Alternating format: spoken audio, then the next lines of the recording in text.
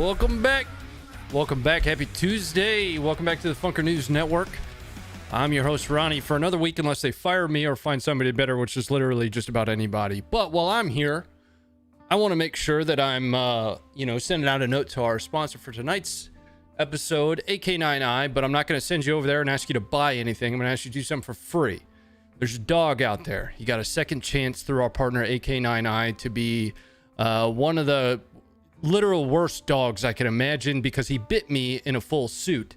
And I need you guys to go and vote for him. There's a link in the pinned comment. I'm going to give you a moment to go do that. Pashka is absolutely an amazing dog, and AK9I is a great organization and company for military and veterans that are looking for a next step after the military. They've got a great veteran program where essentially you can make money to become certified as a canine handler. And that comes through either the Skill Bridge program using your GI Bill, and if you use your GI Bill, you can pull BAH, and you actually get to pocket that because they let you stay there for free. So if you're looking for the next step, if you're looking for a transition out of the military, go check out AK9I, but please, please, please go vote for Pashka. It's a good boy. Welcome back. Howdy from Maine. Welcome in. Let me know where everybody is chiming in from today. The lights are a little bright today. Well, that's because I've got this up on my screen. Welcome back. Donate to Wounded Warriors. What's up, everyone? Your local human. How are you? Jason, I see you. Maine represent. Am I a good boy, Poppy? Yes, Spaz. Yep. Spaz, it's just the two of us in here, right? Just the two of us. I've got a brand new camera angle I'm going to introduce you guys to today. And this is mostly going to be for when I have to tell one of you to not be such a d***hole. Okay? Here it goes. Hi. Or if I want to show off my shorts. Something like that. Huh? Welcome back. Welcome back. You guys are so awesome. No you, Ryan. No you. So we've got quite a bit to go over. Daddy Bayraktar's back. We're getting a lot more footage of the Bayraktar. We were wondering... Bayraktar, excuse me. Whatever. It's, my redneck coming out of me. A lot of footage been getting released lately of the Bayraktar. But we're going to cover very heavily a lot of artillery to start things off. I'm sure you guys have seen that American heavy weapons are starting to arrive in Ukraine, specifically 155s, the M777 Howitzers. We're going to be taking a look tonight at Ukraine's use of artillery and the efficacy of artillery prior to that stuff getting in there. Okay? Welcome in. Podcast night. Shut up, Jason. No. Dragons of the Sky, thanks for the $2. And Mike, thank you for the $2, guys. Thank you both. Let's kill the music. Let's get started off right away here. Make sure you tap on the like button for us. It's the easiest, and it's free 99. It's a free way to support the stream. We're a small team, and we could definitely always use your support by dropping a comment. Let us know that you're here. Don't just lurk. Just say hello and slap on that like button. You can slap it right in the hind parts. Remember, it's kind of an uppercut slap, not a straight slap. You got to hit it and lift it. The like button. What I'm waiting for is some Caesar action. That 150 millimeter is a beast. The 155s are going to be a little bit of an upgrade. Now, they are towed 155s. We're going to get into specifically, we're going to go through the list of everything that's been provided to Ukraine in these two packages worth about 800 million. And in sum total, we're at about 3 billion worth of funding and equipment that's been provided to Ukraine. But first, we got a lot of footage to go over. And again, we are going to start with a lot of artillery footage. I want you, and the point that I'm trying to make here is Ukraine has been very, very effective in the use of artillery. And specifically, we're gonna highlight two mechanized brigades, the 30th and I want to say the 54th. Yeah, the 54th, both deployed into the east in the Donbass area. One up by Donetsk, the other one around the Luhansk area. But let's get started with that. The first thing is actually not going to be in the east. But the key point that I'm going to talk about here is Ukraine's interruption of, at least generally speaking, supply lines. One of the challenges Russia has had for a long time is keeping beans and bullets moving to the troops. We've got some footage of a staging point in Kharkiv being disrupted. And when I say disrupted, just kind of absolutely dismantled. And that's going to be coming up for you guys right here. Welcome in. Thank you for all the videos. We do not see these on TV. That brings me to a great point.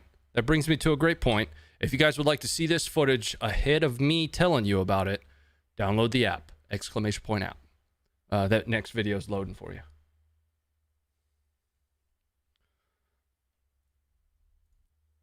And coming up for you right now. This is let's give you full screen here.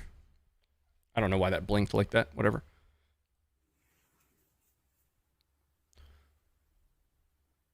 Now, this is in Kharkiv. I can't pronounce it, where exactly it is, but I'm gonna just paste that into the chat for you. You're welcome to go head over to Google Maps and give that a look. It's right here.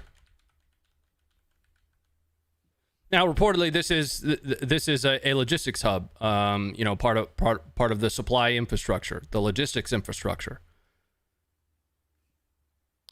Now, Ukraine has reached across, at least reportedly, a few times into Belgorod.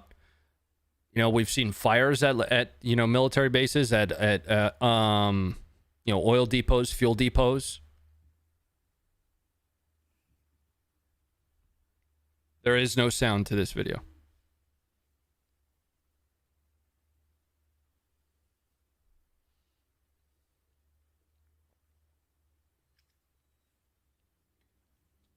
Watching from Baltimore, Maryland. If I may ask, where are you transmitting from? East Coast. I am East Coast as well.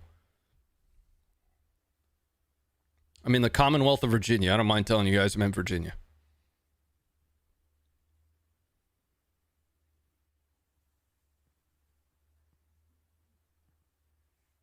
Nice propaganda, Ghost of Kiev. Yeah, thanks, man. I really like my hat. It's kind of like saying Rosie the Riveter is fake. Well, yeah. Yeah, loosely based around an individual, but not necessarily.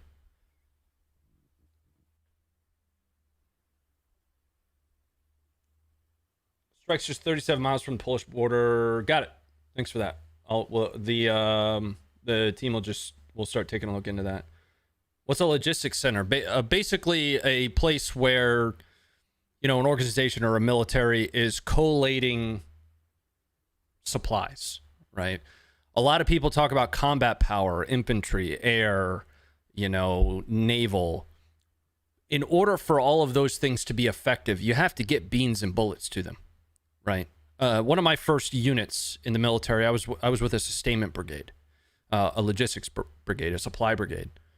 And that was our mission. So logistics has always been ingrained in my head from an importance perspective.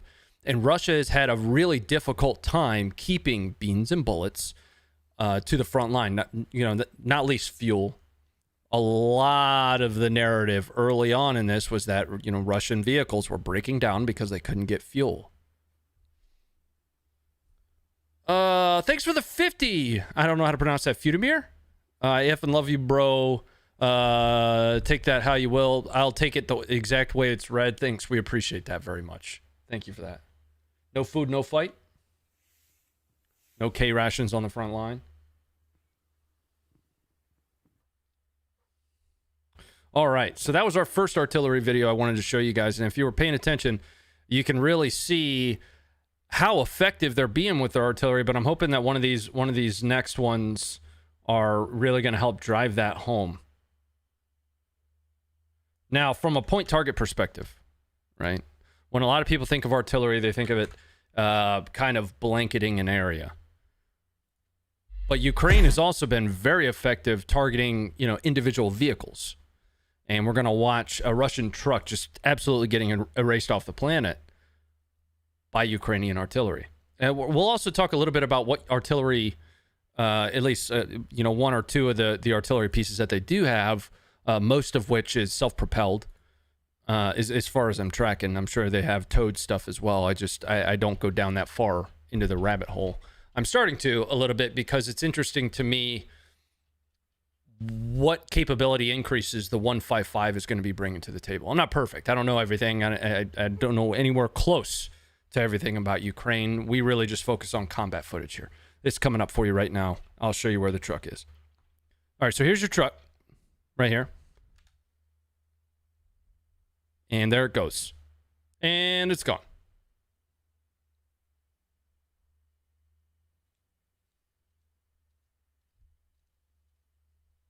Let's watch that one more time.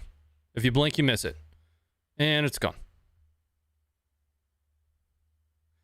So, one of the points that I'm trying to get across here is the Howitzers, the M777s that are being provided by the United States.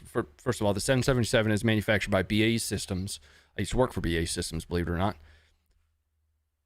If Ukraine is already somewhat effective with the artillery that they have, imagine the increase in capability from something like a modernized 155.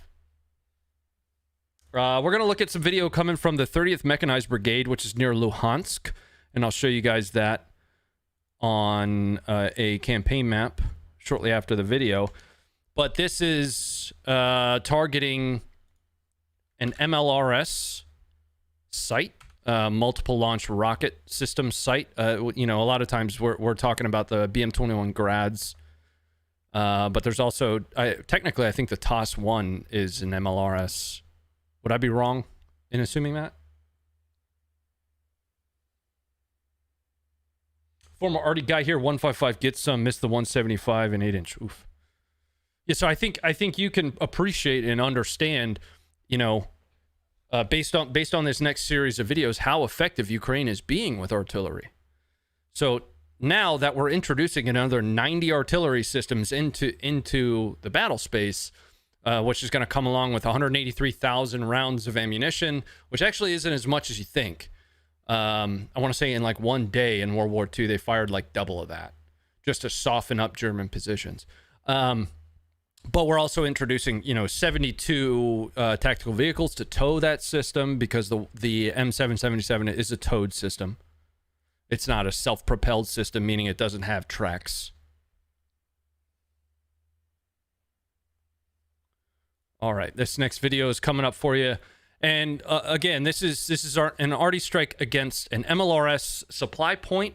And reportedly, what was destroyed here was 3 9P140 launchers, 2 9T452 transloaders, and 5 trucks full of rockets. And I had to learn what a transloader was today, which is essentially both a launcher and a vehicle with a big old crane on it that you can use to load vehicles. So we're all learning today, I guess.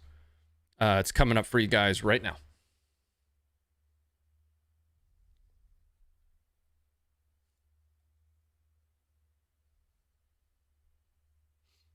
So you see all the rockets there. Hold on, let's break this down a little bit.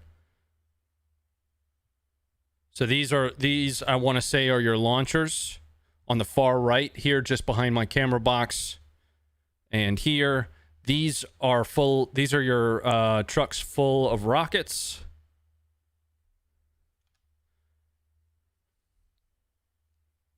And there's another truck there right behind.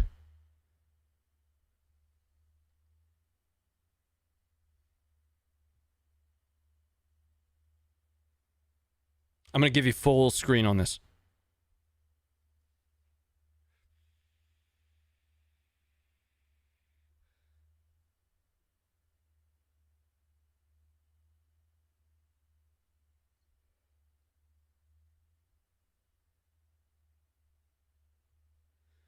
Once again, no sound to this one.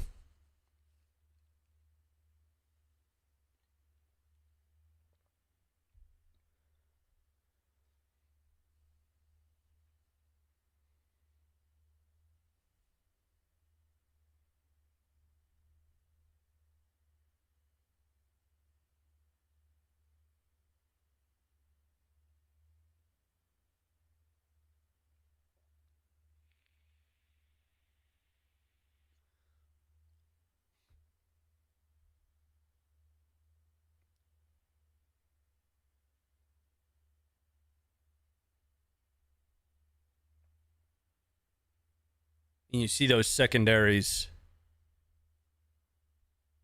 after impact, You know, those huge explosions, that's not the artillery. Those are those rockets and the launcher vehicles and systems that are, you know, continuing to explode there.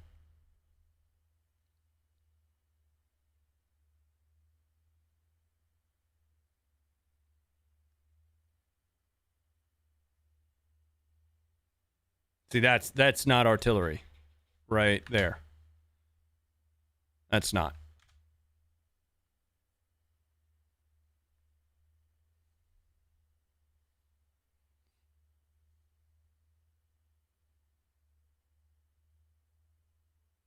Okay. All right. Funker, tell me where I can buy the Ghost of Kiev cap. I messaged the supplier. They said they've discontinued. We have discontinued this hat specifically. We may bring it back in the future, but one of the things that we don't like to do is have Ukrainian oriented designs up there that, you know, given that we are no longer, you know, pushing any of that stuff towards Ukrainian charity. Again, we're a small team, and that's a substantial portion of how we keep this stream, the website, the app alive. And the only reason there are still a few items left up there is because we had overstock. It might come back in the future, but just with the understanding that, you know, for the entire month of March, we sent all of our merch profits over to the Canadian Red Cross. So it equaled over $111,000.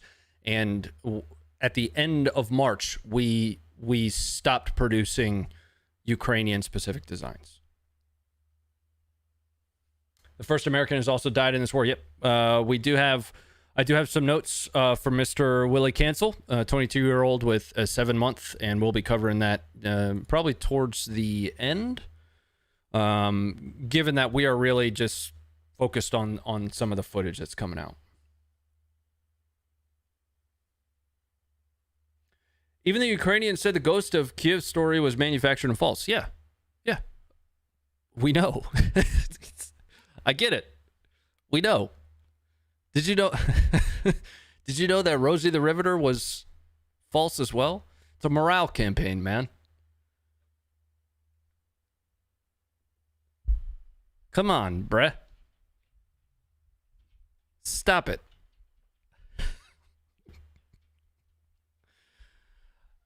In truth, Rosie the Riveter wasn't technically fake. It was based on Naomi Parker very loosely, but it was primarily a morale campaign. All right, coming up next, another from the 30th Mechanized Brigade, destroying a BTR-80. Now, this is a self-propelled artillery system, the 2S1, and I'm going to show you guys a picture of that shortly after this, once I get the footage pulled up here.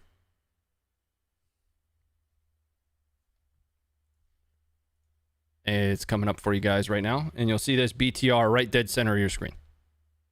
Right there. This has music to it, so I'm going to have to keep that music off. I'm already going to get a copyright violation later, and I'll deal with that one when it comes.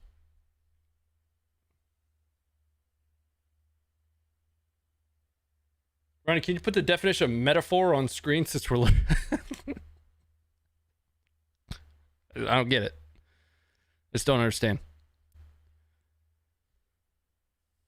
So the 2S1 is a 122 millimeter self-propelled howitzer. That means that essentially you don't have to tow it, right? Oftentimes it's armored, but it's typically a lighter armor than a tank. We're going to see some footage in a little bit of Russians using a howitzer system, an artillery system in direct fire. And there goes that BTR-80. It is now off the battlefield. So let me show you guys a picture of the 2S1 and a picture of the 777.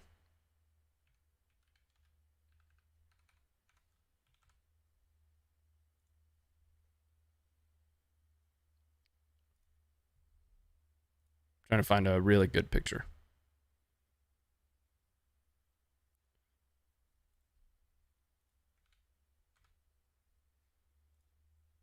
All right, so this is a 2S1 self-propelled 122 millimeter howitzer. The 777 isn't a tracked system, and the 90 155s that are being sent to Ukraine are the BAE Systems M777 155s. But this is reportedly, of course, I can't validate this. I can't see who shot that, salvo. This is reportedly what was employed for that last video we just watched. Let's take a look at the 777 so you guys can get an eye on that.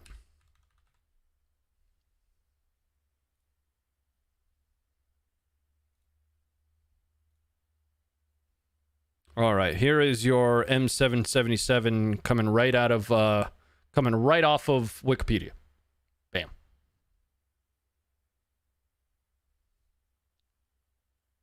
Now, there are 90 of these systems that are being sent to Ukraine, along with just a litany of other stuff, and 72 tactical vehicles to tow these systems. 183,155 rounds, which you see down here in the bottom right that you can't see because my face is there. Now, Ukraine already had, my understanding, Ukraine already had a few of these systems in hand. And they are also receiving additional 777s from other countries in small single-hand quantities, 3, 4, 5, that kind of deal. All right, let's move on to the next video here. And this one's coming actually from the 54th Mechanized Brigade, shelling a Russian forward operating base. Don't worry, we're going to get to the Russian side stuff here in a minute. Yeah, I got some Russian stuff for you tonight. It's going to be good. You're going to love it. You're going to love it. We've been supplying so many Stingers, we don't have the parts to build more right now. Something like a quarter of our supply, yeah. All right, video coming up for you. I'm going to give you full screen on this one. Again, we're really focusing heavily on artillery because the point I'm trying to make here is Ukraine has already been very effective in their artillery use, whether it be against entire units. I'm going to talk a little bit later about a Russian general who was reportedly killed near Izum in an artillery strike on a command post, or against single vehicles. One of the things that they are doing is using those commercial drones as somewhat of like a recon, identifying where exactly Russian forces are. Very low-cost recon capability and relaying that back to the arty teams. And it's being pretty effective. Video coming up for you now.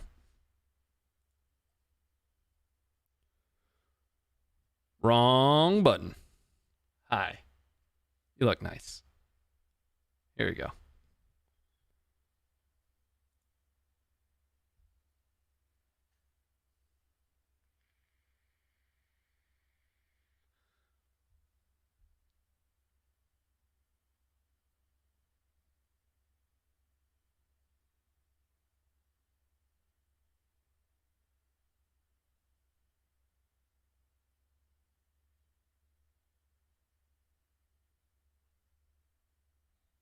No audio for this one, guys. I have the audio. The pedal is to the metal on the audio.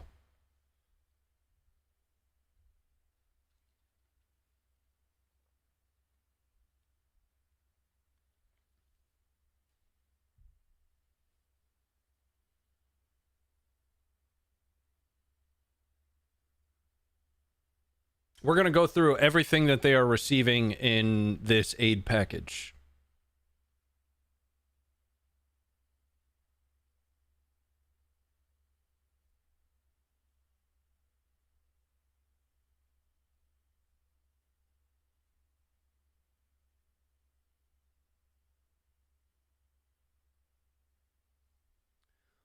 Thank you guys for all the support that's coming in as well. Project's done poorly. Thank you for the $5. I hate war. Hope this one ends soon. I think we all do.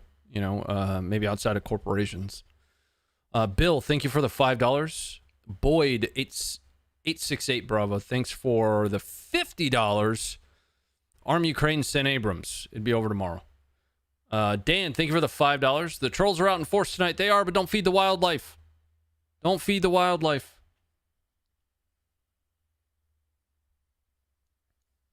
All right, coming back up here. So what I want to do is I'm going to give you guys a link to the official notification from the Department of Defense that lists every item that Ukraine is going to be in receipt of with this latest $800 million package, and we're going to go through it here. So here's the link to that official Department of Defense release. So it's a little over a week old. But it's not something that we've covered very heavily here. And I want to make sure we do so. All right, I'm going to pull this up for you because it's bright as shit. Here we go. All right. So, according to the Department of Defense, right, this is an official release, approximately 3.4 billion since the beginning of Russia's invasion. And that's going to include, or that includes, thus far, 1,400 Stingers, 5,500 Javelins, 14,000 other anti-armor systems. Now, my take on this is things like AT-4s,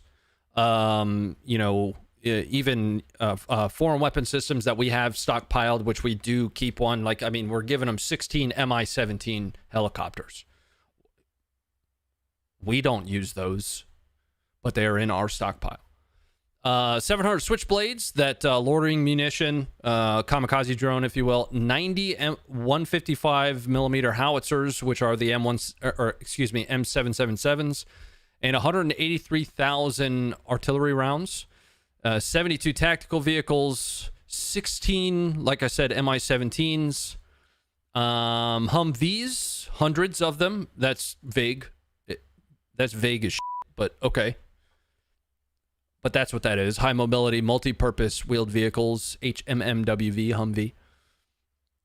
200 M113 APCs. These are just armored personnel carriers. They typically only have an armament of maybe like a Mark 19 or a 50 caliber on top. 7,000 small arms, 50 million rounds of ammunition. 50 million rounds of ammunition. Wow. It's a lot of bullets. I know the difference between a cartridge and a bullet. I was making a joke. 75,000 sets of body armor and helmets.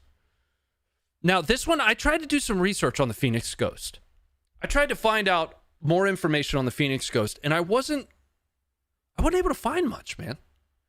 Supposedly, they're a lot like the Switchblades. They're a loitering munition, a kamikaze type drone, but there's not a whole lot of data available, and it was in development prior to the Ukrainian war, to the invasion of Ukraine, I should say, but finished its development during, and now we're sending a bunch of them over there.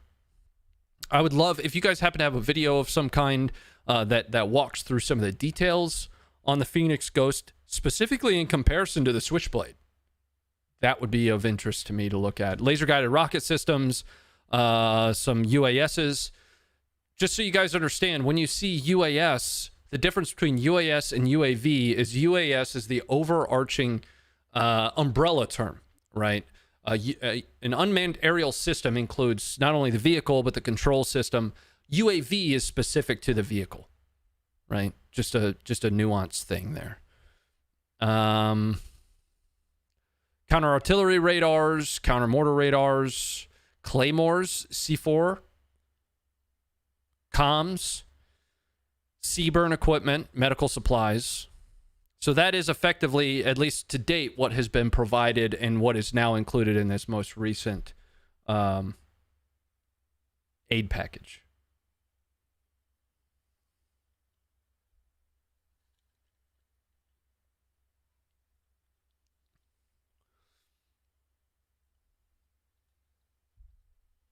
All right, let's move back to some more footage that we've got here. Now, we're coming up on footage section 2, which is our non-Ukraine footage. Actually, excuse me. We've got one more artillery strike to watch, but we can only watch the very first part of it because the rest of it's not safe for work. Kind of gross. Well, it's actually not gross. You don't see anything. But it's still a tough watch. Two Russians walking down the street, and they're reportedly live streaming on Instagram when an artillery round lands in their lap. That's effectively what's about to happen. And we're not going to watch all of it. I'm going to give you the link so that you guys can head over to the website and watch it. Feel free to come back and tell me that you hated it. It's fine.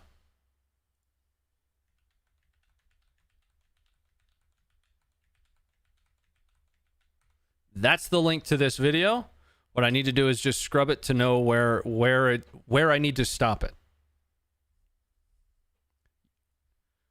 YouTube's gotten a little bit upset with us lately.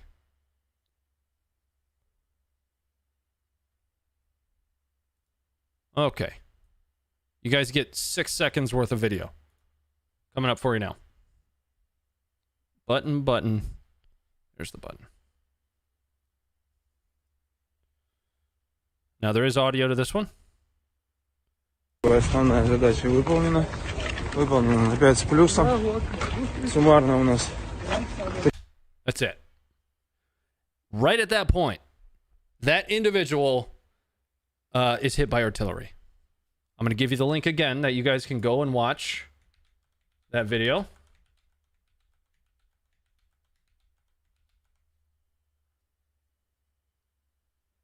You can go and check it out. All right, now we are coming up. Oh, admin note: hit the like button, please. If you're watching on mobile, what you got to do is you got to close the chat really quick. There's a little down arrow. You click the down arrow, then there'll be the thumbs that you're used to. Tap one of those thumbs. I really don't care which one. Preferably the up one because that's the best one. It's a free way to support the stream, and we appreciate it very much. Again, we're a team of 6 people total. I am not the only person here at Funker 530. I'm just one small part of it. One small part of it.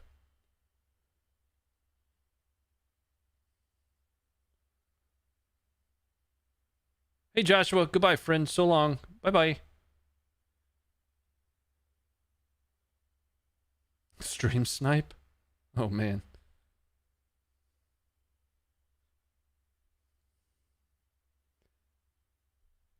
All right, let's push on here. So we're coming into footage section 2, which is non-Ukraine footage, and then we'll be back to footage section 3, which is some more Ukraine footage. But we do cover, global conflict, not just one thing, not just one invasion or one war.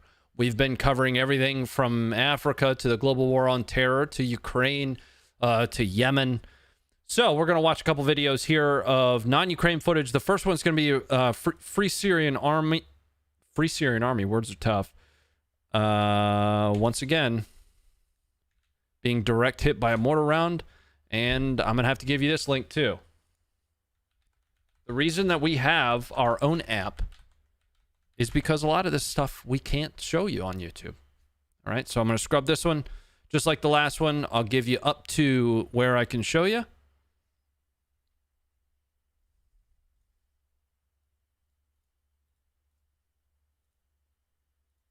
Okay, right there.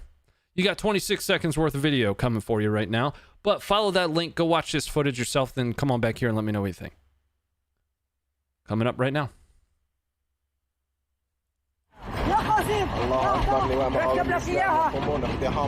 This is the Free Syrian Army. Really loose terminology. Very umbrella type term.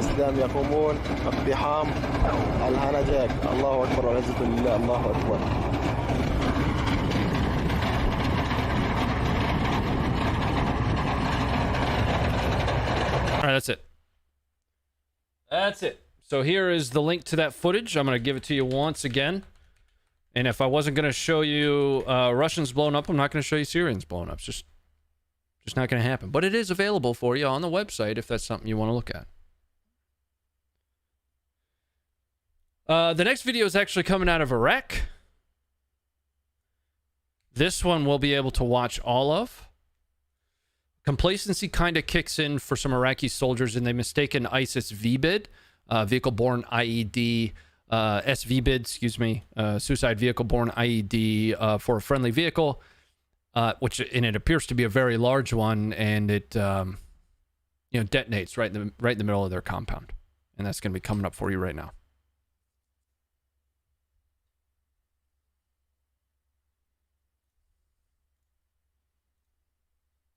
And here you go. I'm going to give you full screen. Now we're going to go to this one. We're going to do this one here. This is Iraq.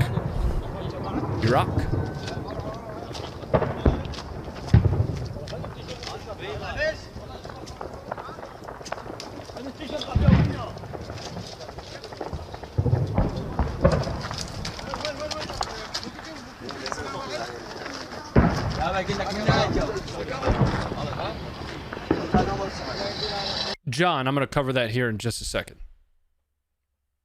Never stop improving.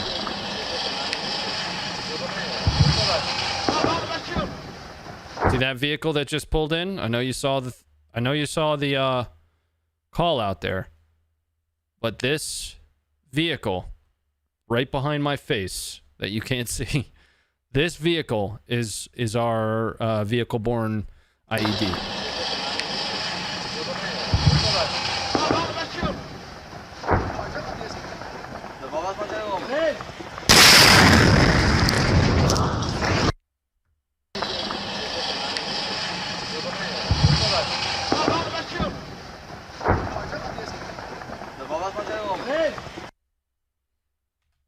Big boom.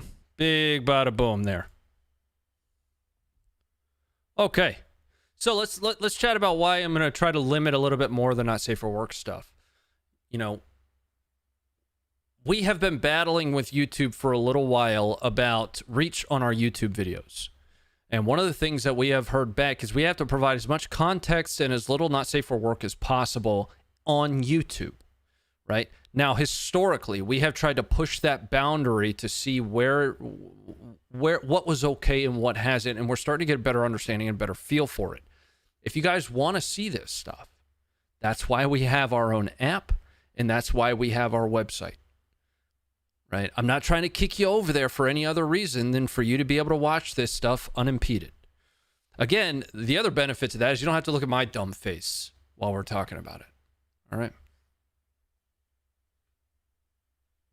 All right, let's move on to footage section 3. Now, all right, we've been a little bit biased today. We've been talking a lot about the efficacy, the effectiveness of Ukrainian artillery. And what I want to do is I want to show you guys some Russian perspective stuff. How's that sound? We're going to have a good time with this. You know, completely unbiased. I'm not going to say a word. I'm not going to say a single word until after the video. And that's coming up for you right now. Now, let me tell you what this individual says. Currently, there is heavy aerial fighting. That is the translation of what this individual is going to be saying. Coming up for you guys here in just a minute. Russian perspective video.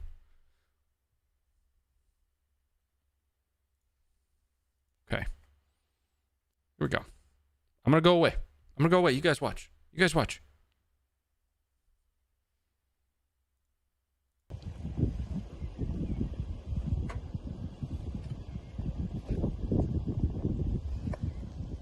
Поехали.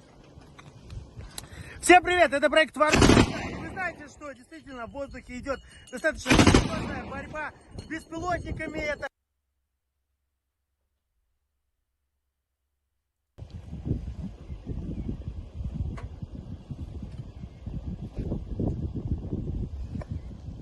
Поехали.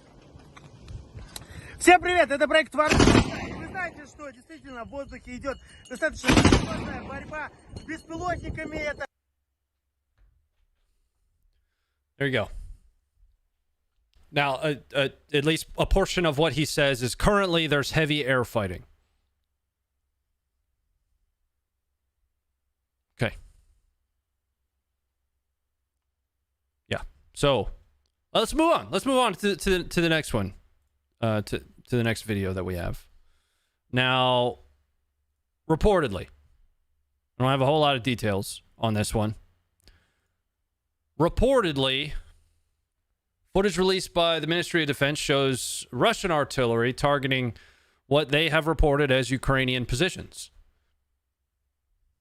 We're going to watch the footage, and then we'll talk about it. All right? Coming up for you guys right now.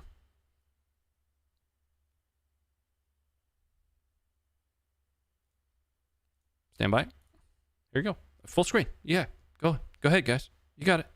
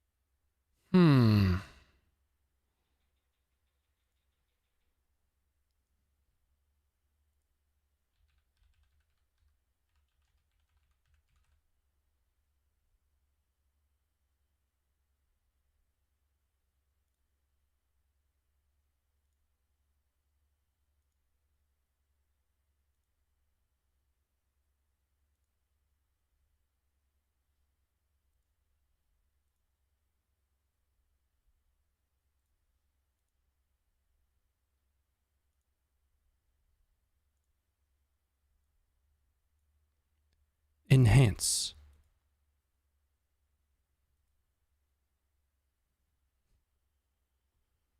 By golly. I think those are mannequins.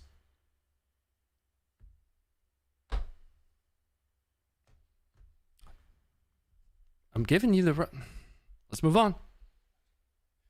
Now, let's take a look at, to some degree, I'm joking, right? The Russians are putting up a fight to some degree, but the propaganda that's coming out of Russia, we do post this stuff. I can't make it up. Like, I didn't film this.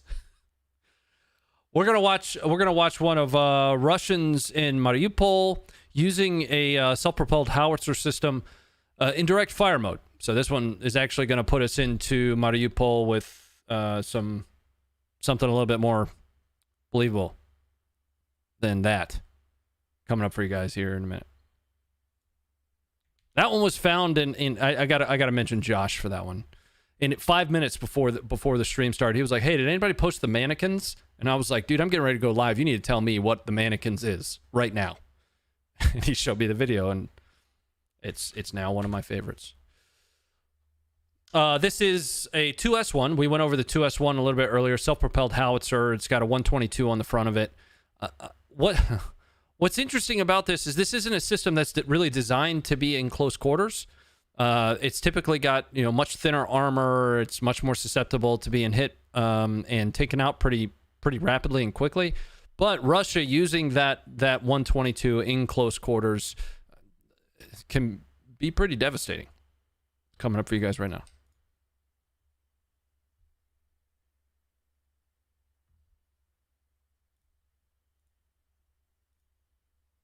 And here you are.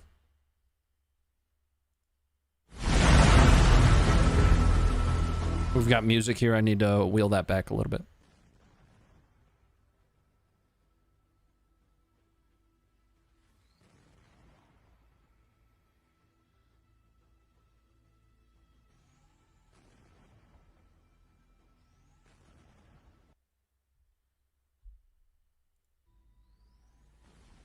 I want to scroll back up and I want to see somebody defending the mannequin video.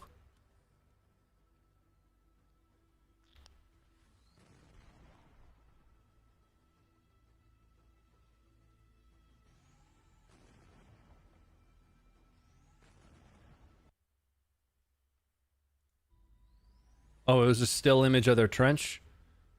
Weird. Because that was a drone that was panning on the trench. Where are you finding these Russian videos? Russian Telegram, mostly. Just about anywhere, right? Our writers have been covering conflict footage. This is not our first. This is not our first go around. We've been doing this for over a decade, right? I realize and recognize that a lot of you might be somewhat new to the Funker 530 team, but we've been here for a long time. It's actually coming up on 14 years, something along those lines. The way we got started is our founder's Canadian infantryman, Funker himself. I'm not Funker, newsflash. I'm Ronnie. Hi, pleasure. Hello. Yes, that's me. Hi, I'm Ronnie. So our founder, Funker, is Canadian infantryman, and shortly after his deployment, he wanted to share videos of his deployment with his family, so he uploaded those to YouTube. Turned out there were a lot of people, yourselves, myself included. I watched Funker videos before I deployed that really wanted to understand what combat looked like, that wanted to understand what the world looked like without some kind of, 10-second snippet that doesn't tell the whole story. You can come to your own conclusions with our content. We, of course, have our own biases. We like to recognize those. I talk about my bias all the time. But that was, 12, 13, 14 years ago.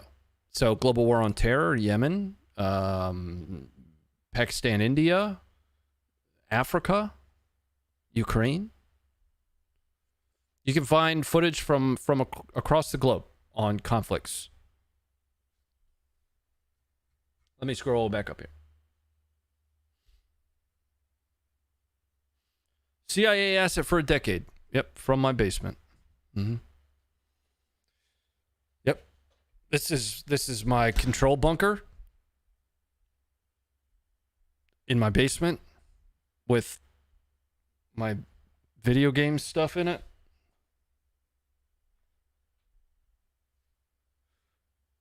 Chechens. So we've talked a lot about Chechens. This was actually interesting because, you know, we see a little bit of banter back and forth. Something that we've talked about quite a bit is this is really gonna be the first real war that we see some of the most clear and concise footage of combat on the ground. Now, we've seen a lot of stuff that came out of the global war on terror, but it's not often that you see this kind of footage. Chechens bantering with Ukrainians, and I've got some general translation of what they're saying that I'm going to do my best to give you. And this is out of Mariupol. Essentially, the Chechen is saying, you know, we'll have mercy on you. We treat our prisoners well. And then in the following statement, he says something akin to, raise your head and I'll blow it off. Right, here you go. It's coming up for you right now.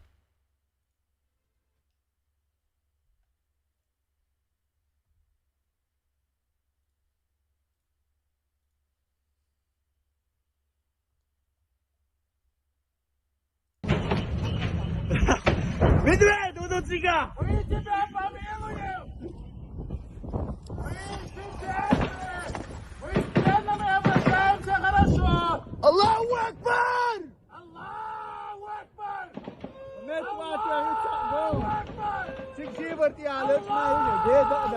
Now, I'm going to bring up another video here in just a minute after this one.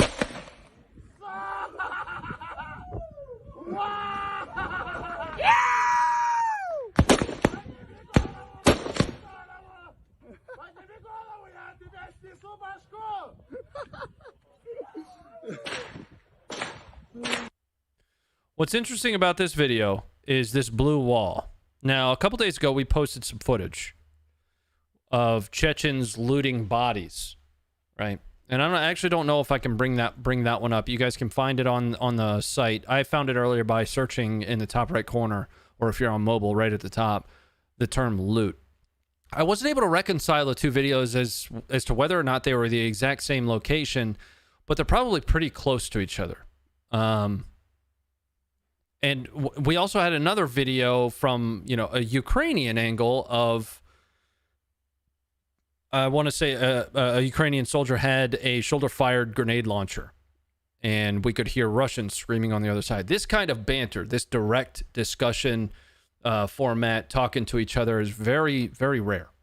But we're seeing more and more of it in this invasion than we ever have. This is gonna, you know, what was Vietnam, the most televised? This is the most streamed war that we've ever seen.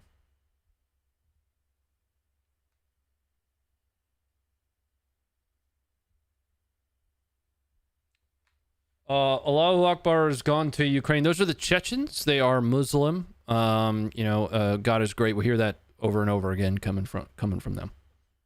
All right, let's move on here. We got kind of a funny coming up.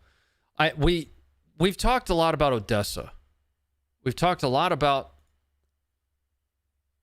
the concern, and I'm going to show you guys Odessa really quick. The concern that Russia, this is Odessa down here, for those that haven't been here for, you know, almost ad nauseum, I've been saying Odessa is kind of a strategic point.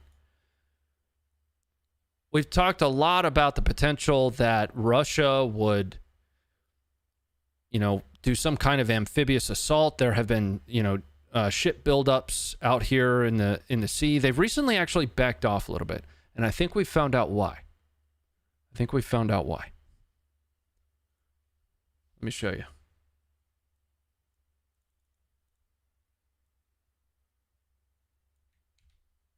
Coming up for you guys right now.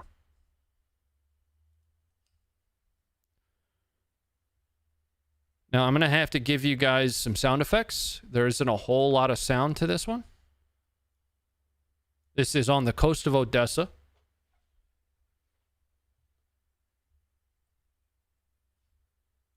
Oh,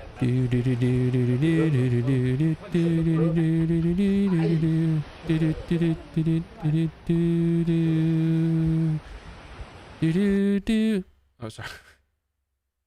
I don't know why we have this, but it's just Just an old man out on the beach, keeping the Russians at bay in Odessa. And I love it. I love the energy.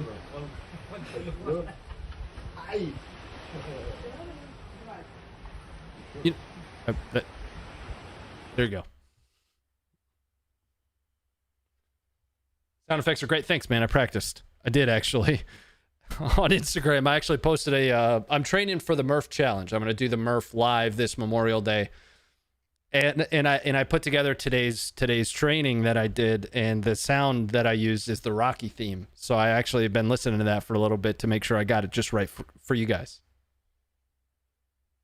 I'll tell you, that's why Russia hasn't invaded, at least from an amphibious perspective, Odessa yet. The last video was one that I saved. So this is the last video. It's not the last one we're going to watch. It's the last one I have notes on. We're going to watch some Bayraktar footage because I want to see Dad for a little bit. This is amazing.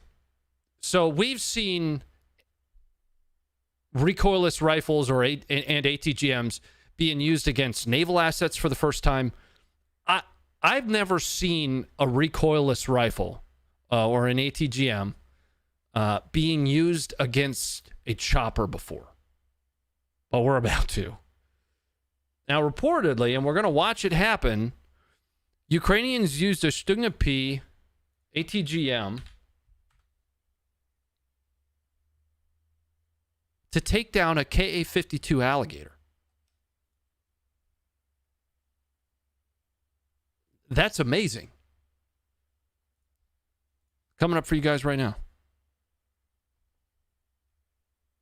Now you can see the chopper on the operator screen here.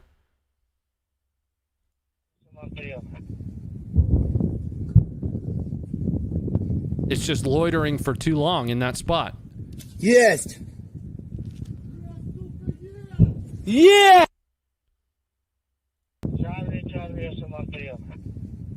That's an astounding shot. Есть! Yeah! Amazing shot.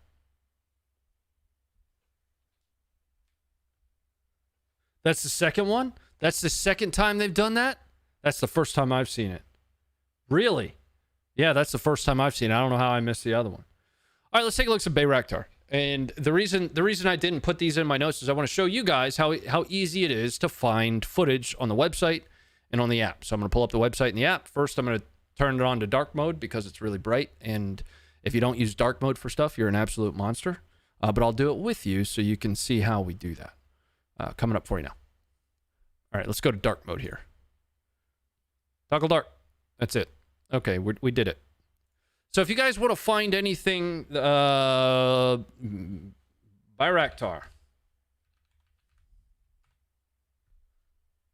There it is. So we've got Daddy Bayraktar right here that we're going to watch. We're going to watch some Bayraktar targeting naval vessels, which is also somewhat of a first. Technically, the Moscow, a Bayraktar was used from a recon perspective for the Neptune missile. But I haven't seen a whole lot of Bayraktar being used against naval vessels yet. And the rest of them, you guys can go search the website and take a look for yourself. Easy peasy. That first one's coming up for you right now.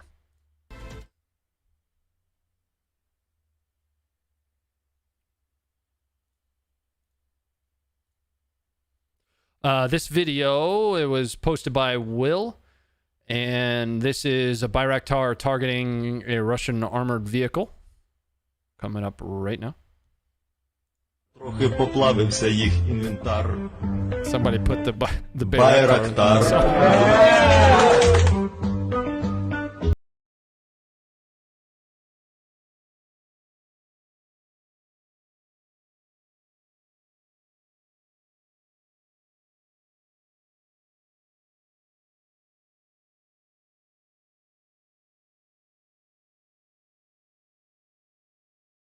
Check out Operator Starsky's channel. You should check out our website because we post every video that Operator Starsky does. We love it. We love his work. And when we post Operator Starsky's stuff, we direct embed it from YouTube so that when you guys watch it on our website, it gives him all the views. We don't benefit from that at all outside of really just doing our best to push him some more views. So check out the website. Just found him today. Does great work. Great work. Next footage is going to be another Bayraktar. And then I've got some notes that I want to go through here before we end up closing it out. We're just now hitting our hour. We've got a Bayraktar targeting a MLRS system, multiple launch rocket system. Coming up for you now, if I can get my PC to... There we go. And here you go. There's your vehicle right there in the center.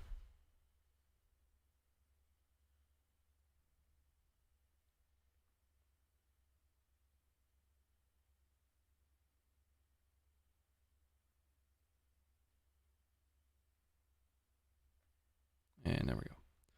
All right, let's cover some of the notes on that I have relative to, you know, the campaign map.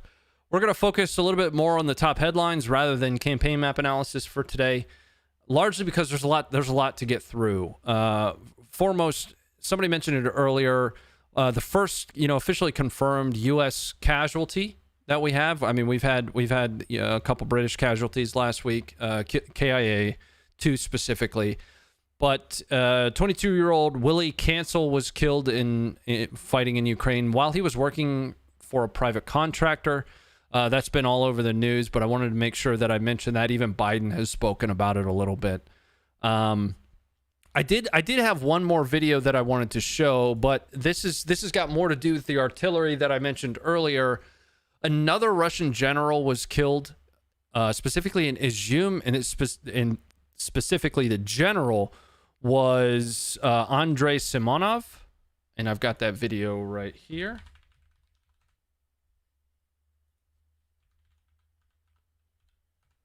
Now, reportedly, and I don't know whether or not this is actually the strike that killed the general. It's in Josh's words. In Josh's words, which pixel is the general? He's got a point, right? But this is reportedly the artillery strike near Izum that killed that general, and that would have taken place Saturday, so after our last stream. Also, reportedly, there was something in the realm of 200 soldiers that were killed. You know, it's difficult to really tell here.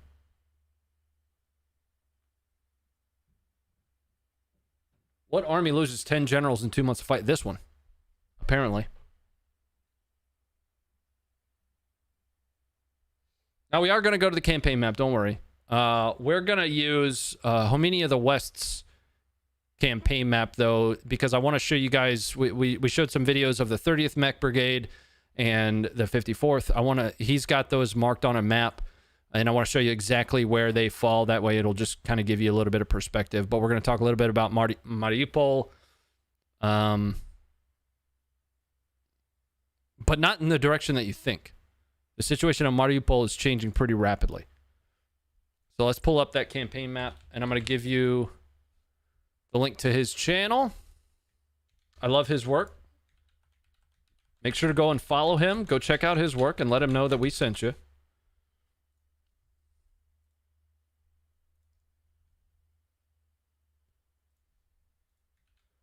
But we're going to use his campaign map really quick. And I'm going to show you where the 54th is. So earlier we talked about the 54th Mech. They are right down here. And I'm going to zoom in on them.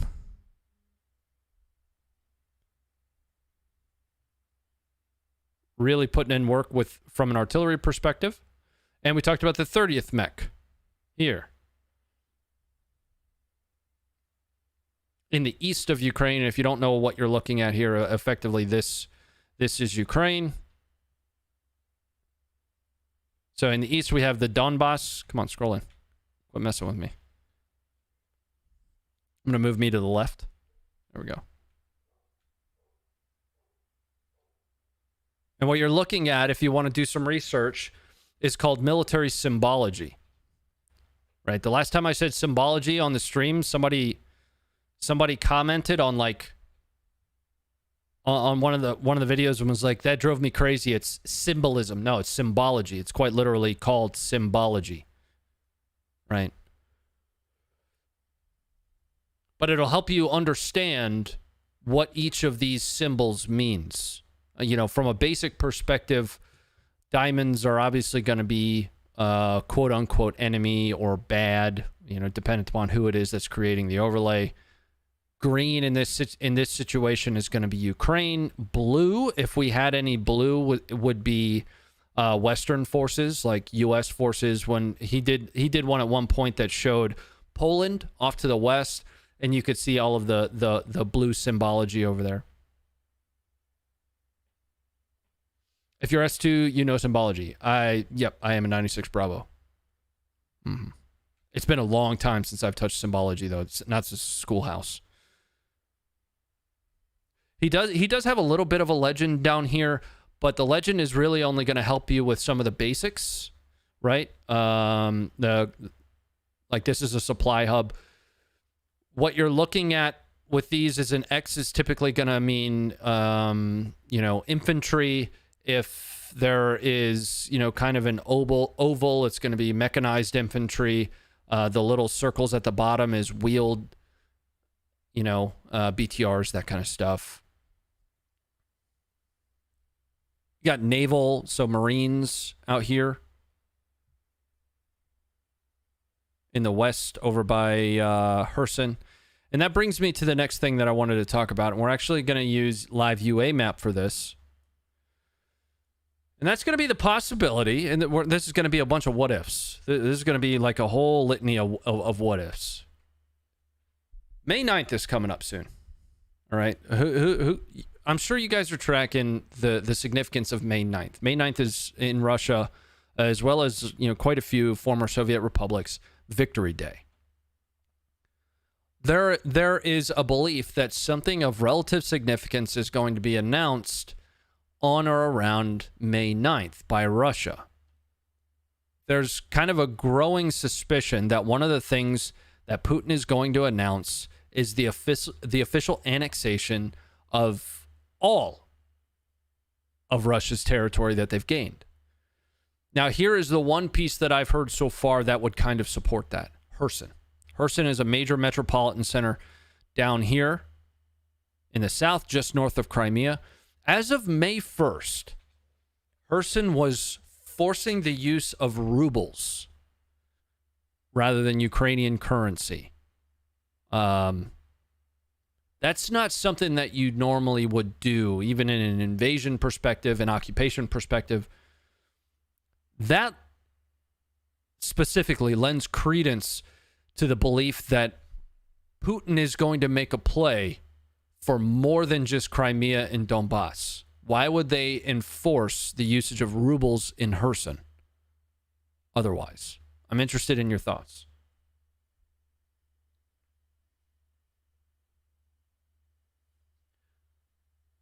Forcing, yes.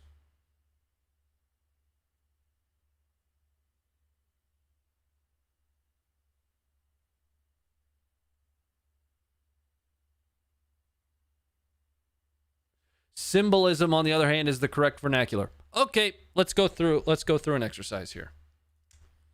Military symbology. NATO joint military symbology. Here we go.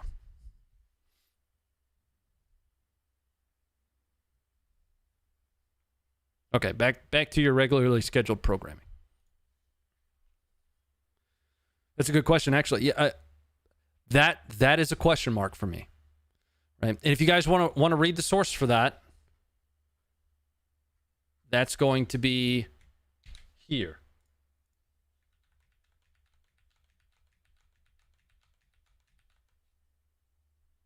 You guys know at this point that I'm a fan of the Institute for the Study of War's work. And it was actually the May 1st assessment.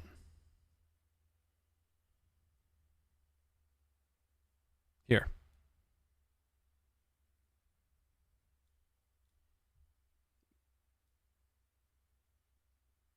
As a part of a 4-month currency transition scheme enacted by the Occupation Administration.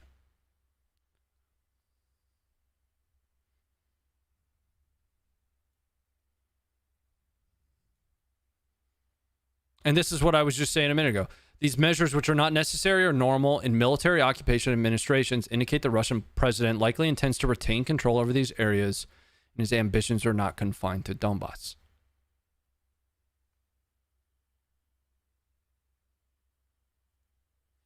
Calico Jack, thanks for the 1313. He's playing King of the Hill. He wants to dare NATO to move on him or sit down. It's a way to save face. There aren't a whole lot of other explanations. There aren't. Honestly, what happens? All right, here's a question. What happens if Russia says, "Yeah, that's mine now"? I mean, Ukraine is steadily gaining ground near Kherson, but Ukraine alone is not going to take that space back. Ukraine doesn't have the combat power to do that.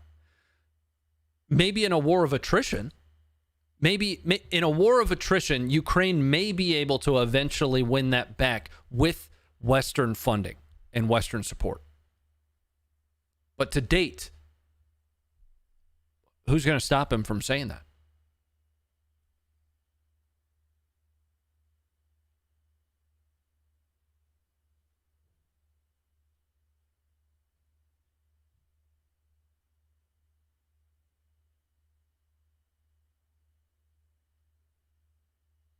He wants to annex the eastern half of Ukraine very early in the invasion. We interviewed a former 18 series, special forces guy, former ODA guy. And one of the things that he mentioned specifically is that at the end state, Ukraine was likely going to have to set up some form of a defensive posture to the west of the Dnieper. Or the Dnipro, excuse me. So to the west here.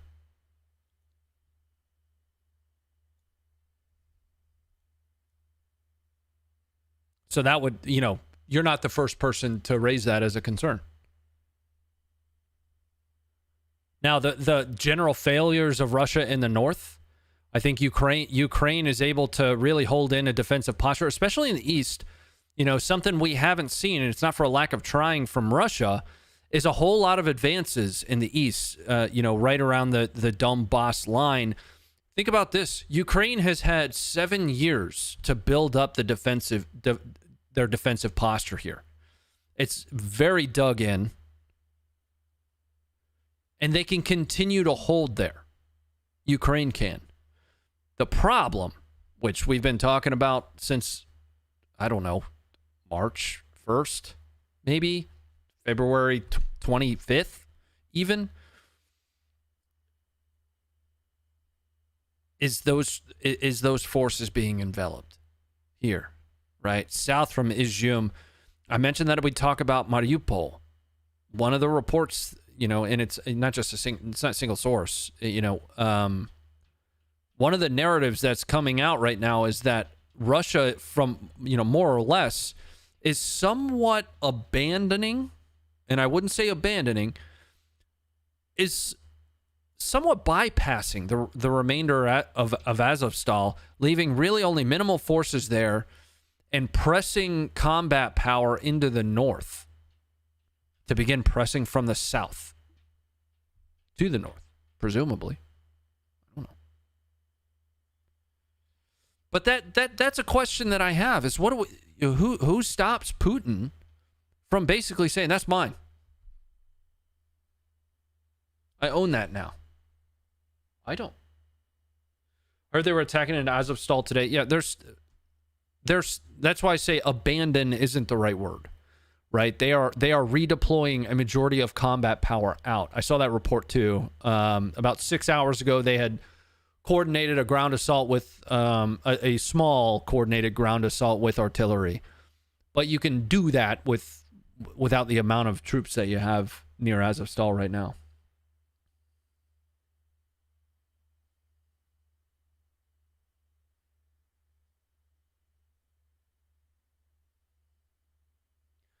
I think he'll declare total war and call mobilization on the 9th.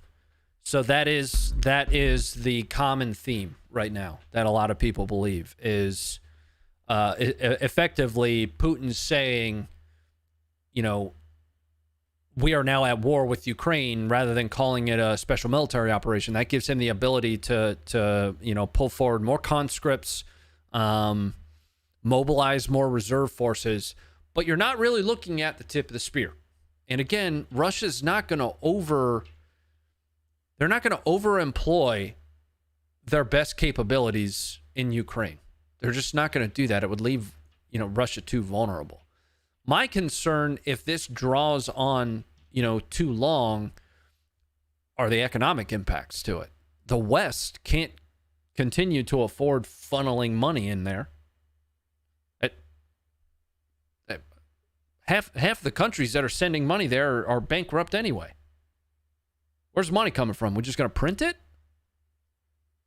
We're getting down into like politics here and outside of combat footage.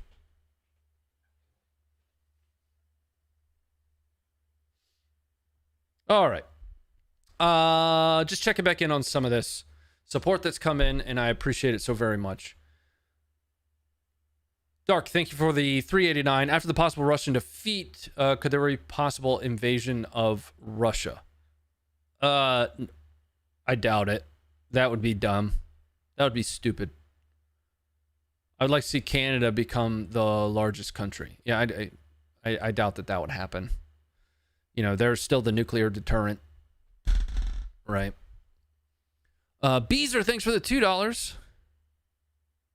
Cricket, thank you for the 5. Biden's depleting our stocks of light weapons and ammo, so we won't have them for the war with China. Absolutely sinister. I don't think that that's the reason specifically, but I don't know that continuing, and I kind of just spoke to this, I don't know that continuing to funnel, you know, weapons and funding. And you guys know where I stand on support, on, you know, relative support to Ukrainian independence, not necessarily of Ukraine. I think people get that mixed up. I think people get that support line mixed up. Ukraine is not some bastion of democracy. They're not. But I still support their independence from being invaded. I support, you know, Iraq's independence from being invaded, Afghanistan's, and, you know, unless there are like atrocities happening, you know, it doesn't matter if Russia had invaded, you know, Chad, Slava Chad. But continuing to funnel, you know, money and weapons, there has to be an end state to that. What is the end state? I don't know. Calico Jack, thanks for the 1313. Glad you resisted choosing violence tonight, Ronnie. Don't feed the trolls. Yeah, I did resist choosing violence tonight. Thanks again, guys, for all the support, and welcome to any new members that we had. Todd, thank you for becoming a member. Welcome to the Funkers. Something I didn't talk about earlier is our Patreon is now available. If you guys don't want to pay YouTube your money, we do have a Patreon available. There is a command for it, ! Patreon, and it'll give you the same level of access in the Discord. If it's not working right away, it's because I'm an absolute idiot when it comes to Discord permissions, and I'll get it fixed. But go check out the Patreon. You're also going to get up to 30% off of our merch just by signing up in Patreon. Okay? John Gray, thanks for hitting the support button.